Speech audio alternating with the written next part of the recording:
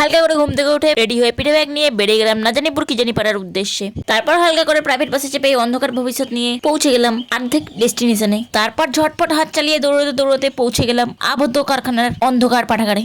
তারপর সেখানে পড়ে থাকা কিছু মেলানিন মুখ ফিনাইল খাওয়া জীবাণু আপনাদের ইশারা দিয়ে কিছু বোঝানোর চেষ্টা করবে, সেগুলোকে ইগনোর করে আপনাকে নিজের পেশায় ফোকাস করতে হবে। তারপরে এদেরকে সাইডে রেখে নোটে খাতা লেখে মাস্টারদের থেকে যেচে মধ্য সকালবেলার জলখাবারের খাজা বাতাসা চেয়ে নিয়ে নাচতে নাচতে চলে যেতে হবে পেটাই করা চাইনিজ ডালপুরির দোকানে। তারপর হালকা করে পুরিগুলোকে ছিঁড়ে ছিঁড়ে গুইসাপের রক্ত দিয়ে চুবিয়ে গালের কোনায় গুজে দিতে হবে। তারপর হালকা করে রেডি হয়ে যেতে হবে সিনেমা দেখার জন্য। ও দয়ালা মিষ্টি দই দয়ালাল অমিন ঢামের মতো তাকাচ্ছ কেন?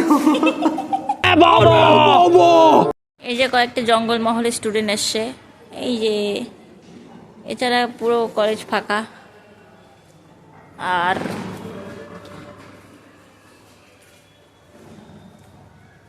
আপাতত কলেজের রুমের ভিতরে চলছে এক্সাম, বাহার মে যায়। সরস্বতী পুজো হচ্ছে কোন মহাপুরুষরা লাগে এখনো পর্যন্ত সব যায়নি। তারপর সারাদিন ধরে জেল কেটে বেরিয়ে যেতে হবে আন্ডারগ্রাউন্ডে শিফট হওয়ার জন্য। তো আজকের জন্য এতটুকুই, দেখা হচ্ছে আবার নতুন কোনো ভিডিওর সাথে। যদি ভিডিওটা ভালো লেগে থাকে একটা লাইক করে দেবেন, কমেন্ট করে জানাবেন কেমন লেগেছে। Thanks for watching and bye bye.